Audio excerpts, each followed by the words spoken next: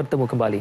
Kesungguhan Johor menjadi hub kecukupan makanan menjadi fokus berita dari Johor. Untuk itu, kita berintas langsung bersama-sama Nur Akila Arbain di studio berita RTM di Johor Bahru.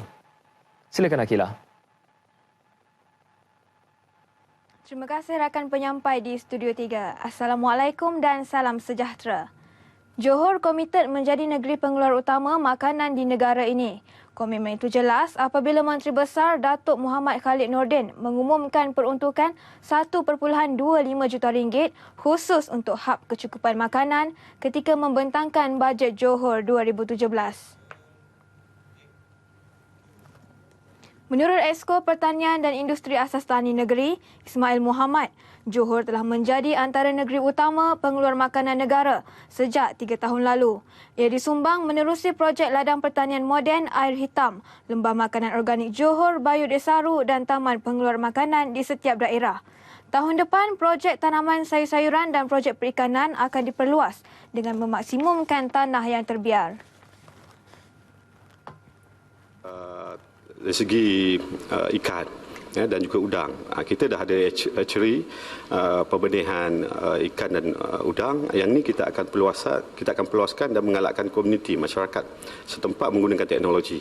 Ini kita akan sasarkan lebih kurang dalam, kita harap 100 orang yang akan dapat manfaat.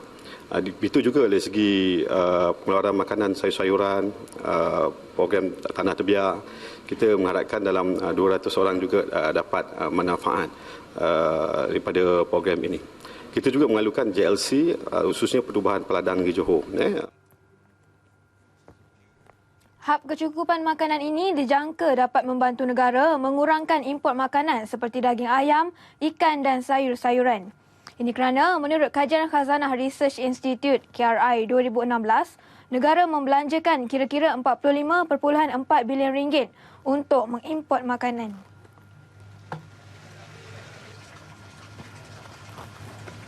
Sebenarnya kita dalam usaha untuk mengurangkan import, yang pertamanya dari segi makanan ternakan.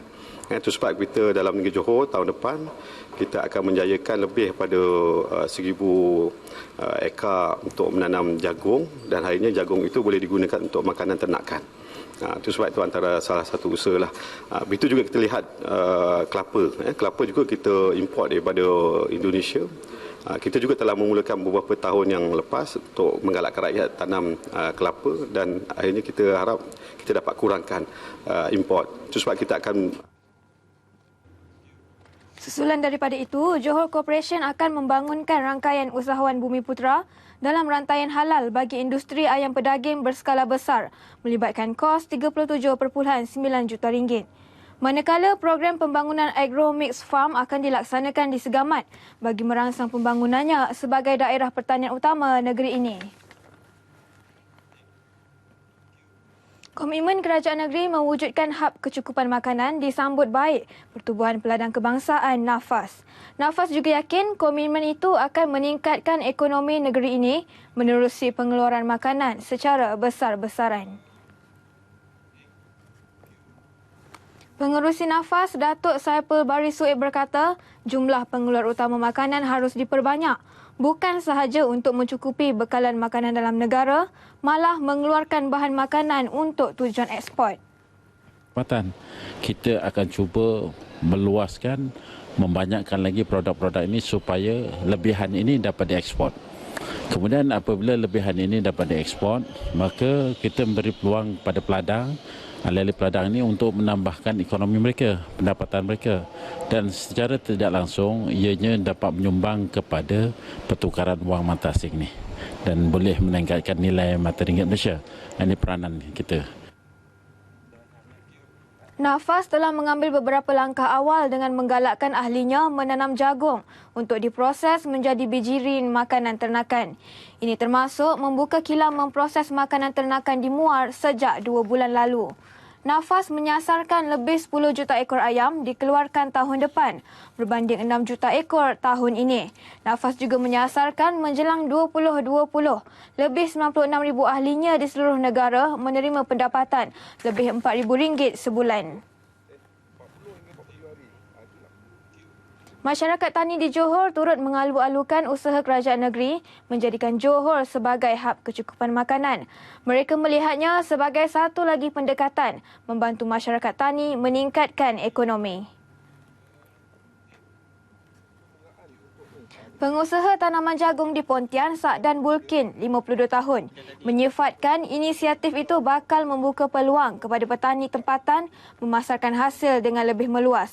Berpengalaman lebih 10 tahun dalam bidang pertanian, Sa'dan Bulkin juga berharap usaha tersebut dapat mengurangkan kebergantungan negara kepada makanan import. Apa maksud tanaman untuk makanan untuk negara kita kan? Tapi kalau bagus kerajaan memang mengusahakan supaya petani-petani terutama golongan muda kan yang mempunyai idea-idea baru dan menggunakan teknologi baru untuk mengeluarkan hasil pertanian yang lebih banyaklah untuk negara kita. Dan kalau dapat kita mengeksport tanaman jagung ini. Dalam pada itu, petani muda Muhammad Rushdan Kamil, 19 tahun, menyifatkan inisiatif itu bakal menarik lebih ramai golongan muda terlibat dalam sektor pertanian.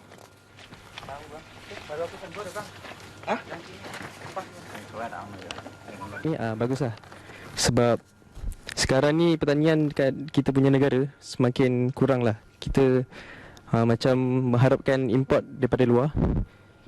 Saya haraplah anak-anak muda macam saya ni akan menceburi bidang pertanian untuk kita tambahkan lagi, naikkan lagi ekonomi kita dengan bidang pertanian.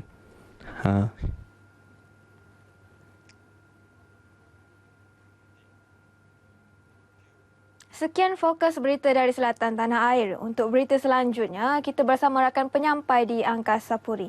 Silakan.